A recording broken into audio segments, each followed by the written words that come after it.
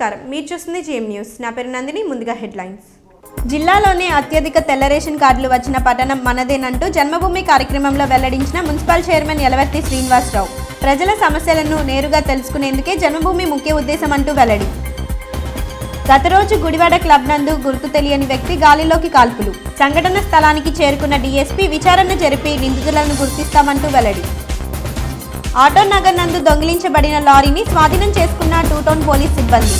తాడేపల్లి నందు లారీని గుర్తించి తమ సిబ్బంది దొంగని లారీని అదుపులోకి తీసుకోవడం జరిగిందన్న 2 టౌన్ సిఐ శివాజీ. జిల్లాలోనే అత్యధికంగా తెల్ల రేషన్ కార్డులు వచ్చిన మున్సిపాలిటీ మన గుడివాడ ఒకటేనని మున్సిపల్ చైర్మన్ యలవర్తి శ్రీనివాస్ వెల్లడించారు.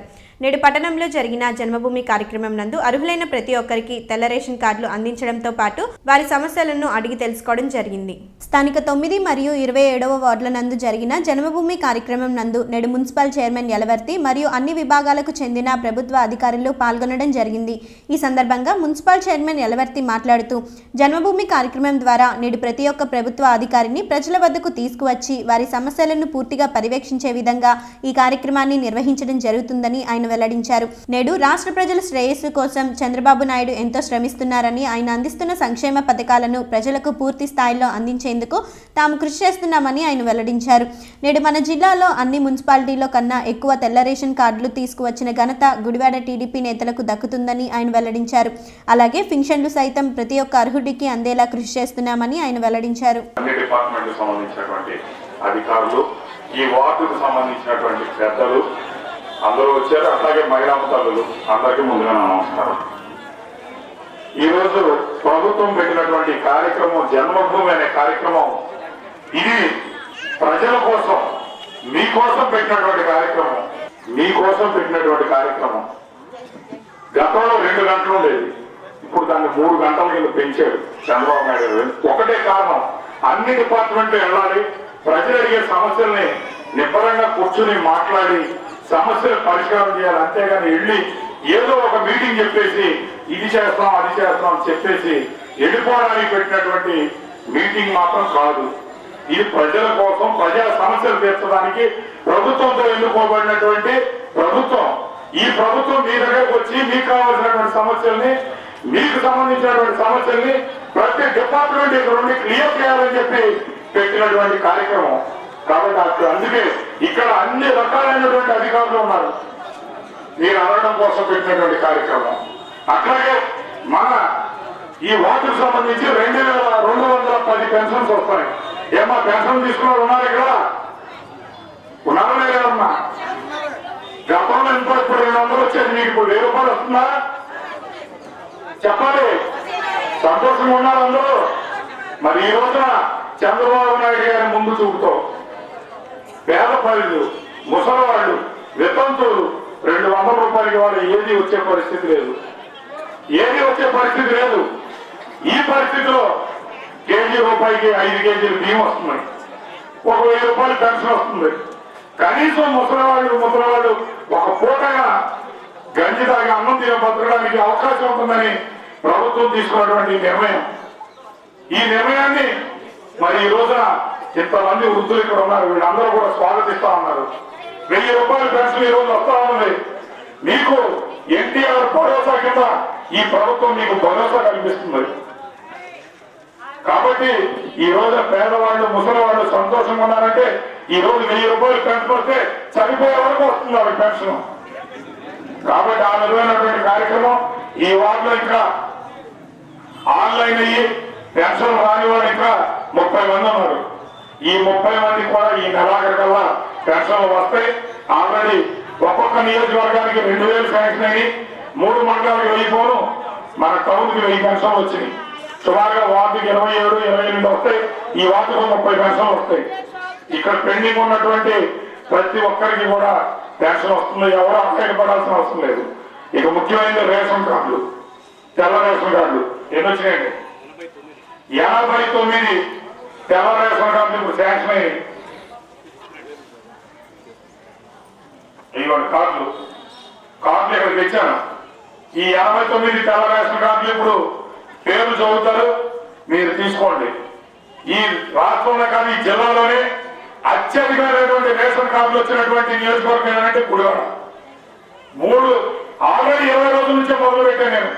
ఈ గుడివాడ పట్టణంలో తెల్ల రేషన్ కార్డు కావాల్సినటువంటి అనేక మంది ఇబ్బంది పడతా ఉన్నారు.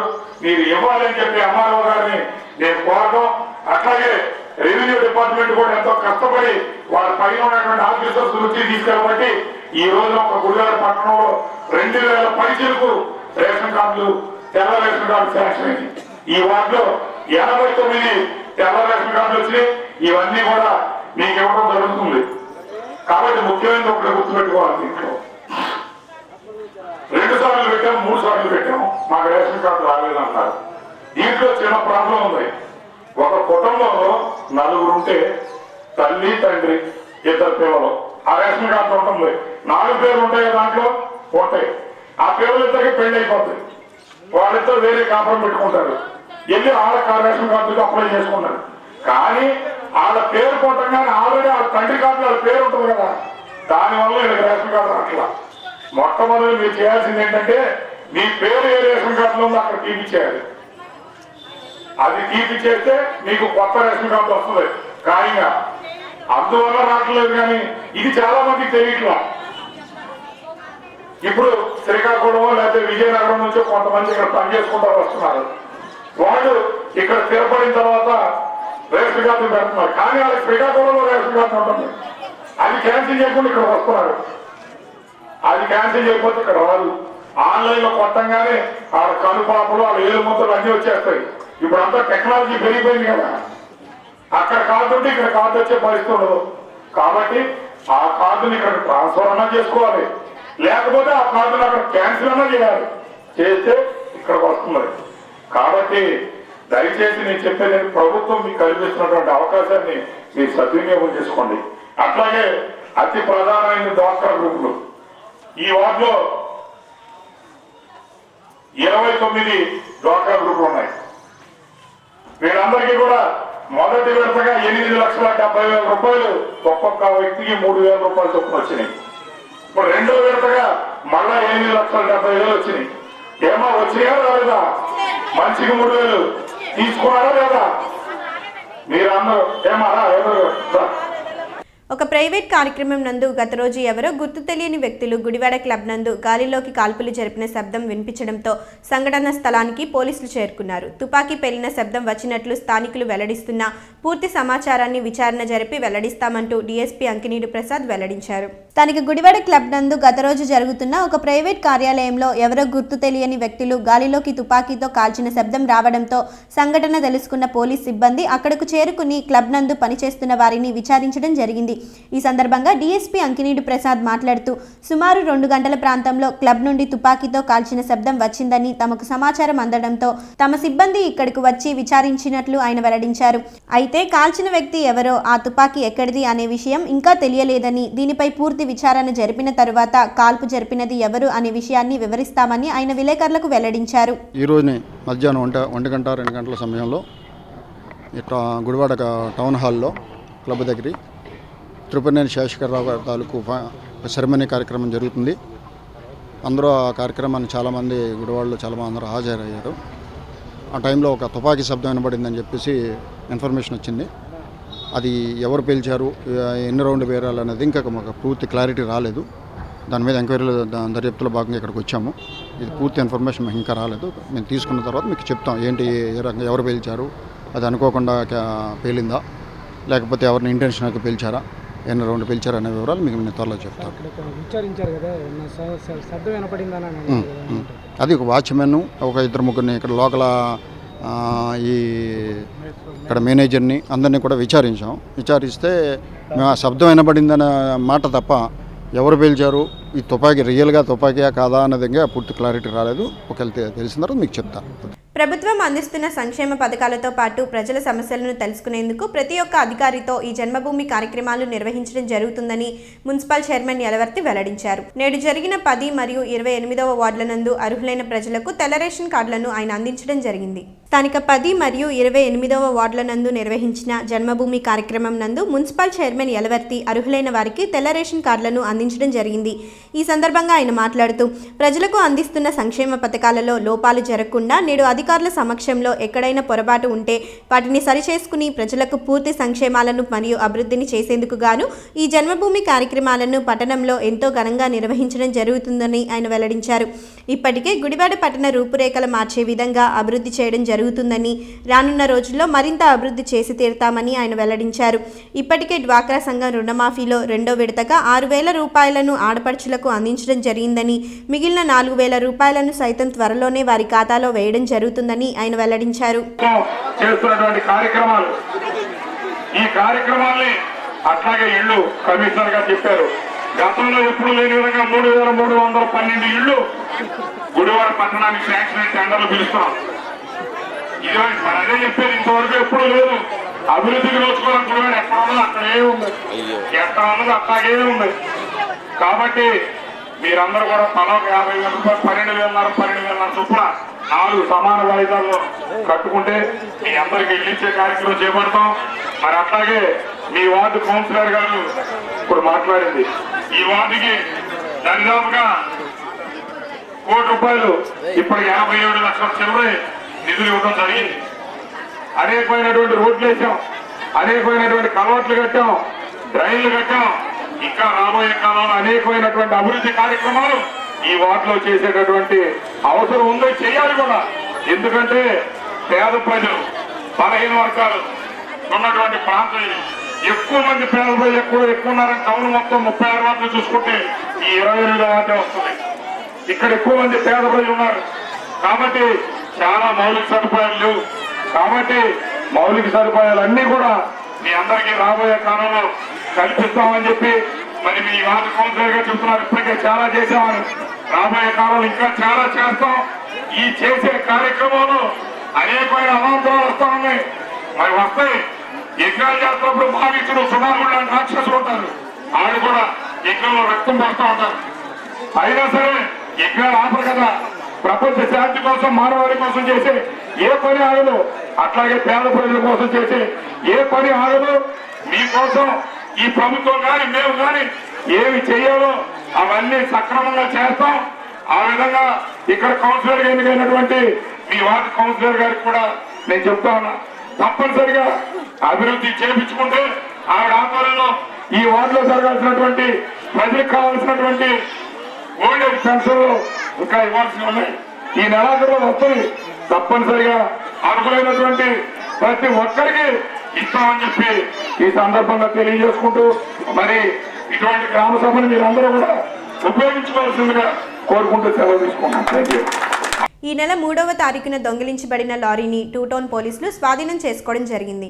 కలిదిండి గ్రామానికి చెందిన కూనపురెడ్డి రాంబాబు అనే వ్యక్తి ఇచ్చిన కంప్లైంట్పై దర్యాప్తు చేసిన తమ సిబ్బంది గత రోజు లారీని తాడేపల్లి నందు గుర్తించడం జరిగిందని టూటౌన్ సిఐ శివాజీ వెల్లడించారు. స్థానిక టూటౌన్ పోలీస్ స్టేషన్ నందు నేడు విలేకరుల సమావేశాన్ని నిర్వహించారు. ఈ సందర్భంగా టూటౌన్ సిఐ శివాజీ మాట్లాడుతూ ఈ నెల 3వ తేదీన ఆటోనగర్ నందు పార్క్ చేసిన లారీ కనబడటం లేదంటూ తమకు 4వ తేదీన కూనపురెడ్డి రాంబాబు అనే వ్యక్తి కంప్లైంట్ ఇవ్వడం దీనిపై తమ సిబ్బంది పూర్తి దర్యాప్తు చేయడం జరిగిందని, దీంతో గత రోజు రాత్రి తాడేపల్లి నందు హైవేపై కూనపురెడ్డి రాంబాబు లారీ అయిన AP16 TF 6309 అనే లారీ తిరుగుతున్నట్లు తమకు సమాచారం రావడంతో వెంటనే తమ సిబ్బంది అక్కడకు చేరుకుని లారీని మరియు లారీని దొంగలించిన కల్లెం అప్పిరెడ్డి అనే నిందితులను అదుపులోకి తీసుకోవడం జరిగిందని ఆయన వెల్లడించారు. చెడు వ్యసనాలకు బానిసగా మారిన అతను ఇలా దొంగతనానికి పాల్పడుతున్నట్లు తమ విచారంలో తెలిసిందని సిఐ వెల్లడించారు. కలిదిండి గ్రామానికి చెందినటువంటి కోనపరెడ్డి రాంబాబు అనే వ్యక్తి మొన్న 4వ తారీఖు ఉదయం పోలీస్ స్టేషన్కి వచ్చి తను ఆటోనగర్ 4వ లైన్లో పార్క్ చేసినటువంటి లారీ ఎవరో దొంగిలించారని చెప్పేసి ఒక రిపోర్ట్ ఇవ్వడం జరిగింది. దాని మీదట కేసు కట్టి మేము దర్యాప్తు చేసాం. ఈ లారీ అనేది గ్రేవ్ కేసు కాబట్టి ఒక క్రైమ్ టీంలది ఫామ్ చేసి చుట్టుపక్కల అన్ని మేజర్ అంటే ఇటువంటివి ఎక్కువగా జరగడానికి అవకాశం ఉన్న పెద్ద పెద్ద టౌన్స్ ఏలూరు, రాజమండ్రి, విజయవాడ, గుంటూరు ఇలా పంపించగా ఇది తాడేపల్లి పరిసర ప్రాంతాల్లో ఏదో లారీ ఒకటి ఉన్నట్లుగా మనకి సమాచారం రావడంతో అక్కడికి వెళ్ళటం జరిగింది టీంని తీసుకొని. అక్కడ ఈ లారీని దొంగిలించినటువంటి కళ్యాణ్ అప్పిరెడ్డి అనేటటువంటి వ్యక్తిని కూడా అదుపులోకి తీసుకోవడం జరిగింది.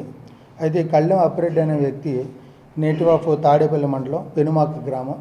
ఇతను 6 సంవత్సరాల క్రితం భార్యతో విభేదించి విడిపోయి గుడివాడలోనే ఉంటూ ఈ ఆటో నగర్లో ఖాళీగా ఉన్నటువంటి లారీ మీద క్లీనర్గా పనిచేస్తూ జీవనం సాగిస్తున్నాడు. అయితే ఇతను మన 2వ తారీఖు నైట్ డ్యూటీ నుంచి వచ్చాడు. ఆ తర్వాత మళ్ళీ డ్యూటీ ఏం దొరక్క 3వ తారీఖు నైట్ అంతా ఆటో నగర్లో తిరుగుతూ ఉండగా తాళం వేయకుండా ఆపినటువంటి ఒక లారీ అతనికి కనబడింది. ఆ తర్వాత ఎర్లీ మార్నింగ్ అంటే 4వ తారీఖు తెల్లవారుజాము 1 గంట ఆ టైంలో లారీ తీసుకొని అతను పరారైపోయాడు. అయితే ఇతను తర్వాత లారీ ఇంకా డిస్పోజ్ ఎలా చేయాలంటే అనే విషయంలో అవగాహన లేకలా తిరుగుతూ ఉన్నాడు. అయితే మన క్రైమ్ టీంలో ఇచ్చినటువంటి సమాచారం మేరకు ఈరోజు ఉదయం వెళ్ళి లారీని అదుపులోకి తీసుకొని వ్యక్తిని కూడా అదుపులోకి తీసుకొని తదుపరి చర్య నిమిత్తం గుడివాడ 2 టౌన్ పోలీస్ స్టేషన్కి తీసుకురావడం.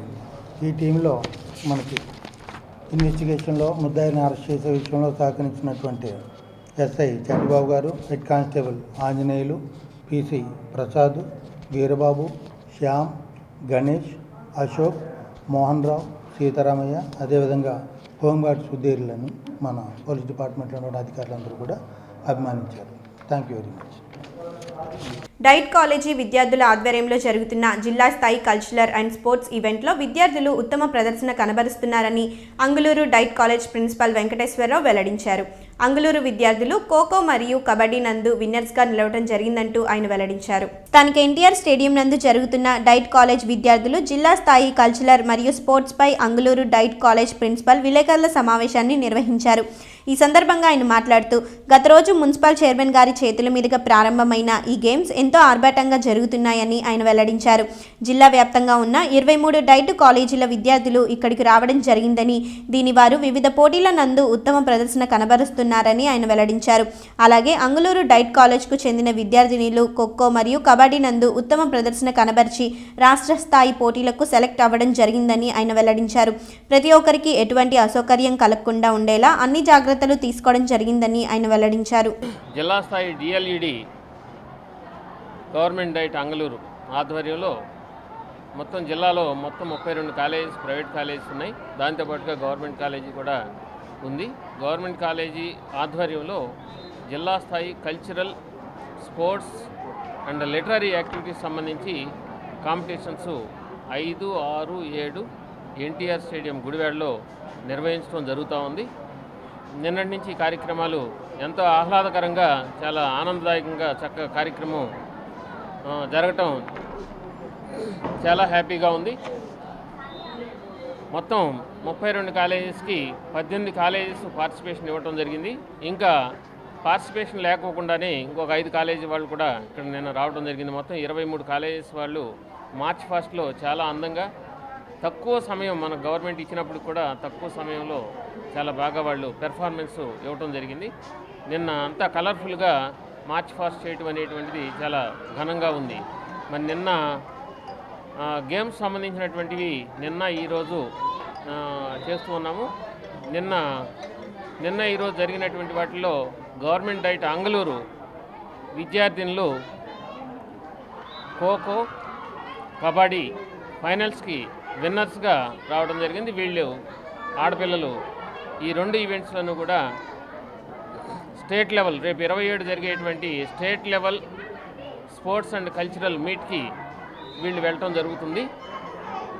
అది 27 నుంచి 3 రోజులు కూడా గుంటూరు గవర్నమెంట్ డైట్లో బోయపాలెంలో జరుగుతాయి ఈ ఈవెంట్స్. నిన్న కల్చరల్ ప్రోగ్రామ్స్ కూడా భారీ ఎత్తున నిర్వహించి రాత్రి 8 గంటల వరకు కూడా కల్చరల్ ప్రోగ్రామ్స్ చేశాము. అట్లాగే boys government diet Anguluru boys కబడ్డీలో రన్నర్స్గా రావడం జరిగింది. తర్వాత ఈరోజు లిటరరీ ఈవెంట్స్ సంబంధించి నిన్న ఈరోజు కూడా జరుగుతున్నాయి. ఈరోజు ఎలక్యూషను, తర్వాత ఎస్ఏ రైటింగు, స్వచ్ఛాంధ్రప్రదేశ్ మరియు నోట్ల రద్దు ప్రభావం అనేటువంటి 2 అంశాల మీద ఇండోర్ స్టేడియంలో ఈ కాంపిటీషన్స్ నిర్వహిస్తూ ఉన్నాము. మరి రేపు కూడా ముగింపు కార్యక్రమం ఉంది. పిల్లలందరూ కూడా చాలా ఉత్సాహభరితంగా చాలా బాగా నిర్వహిస్తూ ఉన్నారు. ఇక్కడ నిర్వహించేటువంటి మా పీఈటీస్ కూడా చాలా సిన్సియర్గా, ఎటువంటి ఇబ్బంది లేకోకుండా రూల్ ప్రకారం ఆడించి అందరినీ సాటిస్ఫై చేయడం అనేది గొప్ప విషయం. మరి వివిధ జిల్లాల నుంచి వచ్చేటువంటి వాళ్ళని రాత్రి 300 మందిని డైట్లో అకామిడేట్ చేసాం. అందరూ చక్కగా కన్వీనియంట్గా పడుకుని ఇక్కడి నుంచి బస్సుల్లో తీసుకెళ్ళాం. పొద్దున్న మళ్ళీ అక్కడి నుంచి ఆంగ్లూరు నుంచి మన ఎన్టీఆర్ స్టేడియంకి బస్సుల్లోనే తీసుకొచ్చాం. మార్నింగు 500 మందికి టిఫిన్స్ ఏర్పాటు చేసాం. నిన్న 850 మందికి భోజనాలు పెట్టడం జరిగింది. రాత్రి 450 మందికి భోజనాలు పెట్టాం. ఈరోజు కూడా 650 మందికి భోజనాలు ఏర్పాటు చేయడం జరిగింది. భోజనాలు కూడా చాలా రుచికరంగా ఉన్నాయని చెప్పేసి పిల్లలు, ఇక్కడ వచ్చినటువంటి ఉపన్యాసకులు వీళ్ళందరూ కూడా ప్రిన్సిపల్స్ సాటిస్ఫాక్షన్ని వ్యక్తపరిచారు. మరి రేపు కూడా ఈ కార్యక్రమం సక్సెస్ అవ్వాలని చెప్పేసి మీడియా మిత్రులందరూ కూడా దీన్ని సహకరించి భారీ ఎత్తున, ఇది జిల్లా స్థాయి కాబట్టి దీన్ని ప్రచారం చేసినట్లయితే పిల్లలు కూడా గెలుపొందినందుకు వారు కూడా ఆనందం పొందుతారని చెప్పేసి కోరుకుంటూ సెలవు తీసుకుంటాం. Thank you. వార్తలు ముగించే ముందు మరోసారి ముఖ్యాంశాలు. జిల్లాలోనే అత్యధిక తెల్ల రేషన్ కార్డులు వచ్చిన పట్టణం మనదేనంటూ జన్మభూమి కార్యక్రమంలో వెల్లడించిన మున్సిపల్ చైర్మన్ యలవర్తి శ్రీనివాసరావు. ప్రజల సమస్యలను నేరుగా తెలుసుకునేందుకే జన్మభూమి ముఖ్య ఉద్దేశం అంటూ వెల్లడి. గత రోజు గుడివాడ క్లబ్ నందు గుర్తు తెలియని వ్యక్తి గాలిలోకి కాల్పులు. సంఘటన స్థలానికి చేరుకున్న డీఎస్పీ విచారణ జరిపి నిందితులను గుర్తిస్తామంటూ వెల్లడి. ఆటో నగర్ నందు దొంగిలించబడిన లారీని స్వాధీనం చేసుకున్న 2 టౌన్ పోలీస్ సిబ్బంది. తాడేపల్లి నందు లారీని గుర్తించి తమ సిబ్బంది దొంగని లారీని అదుపులోకి తీసుకోవడం జరిగిందన్న 2 టౌన్ సిఐ శివాజీ. ఈ వార్తలు ఇంతటితో సమాప్తం. నమస్కారం.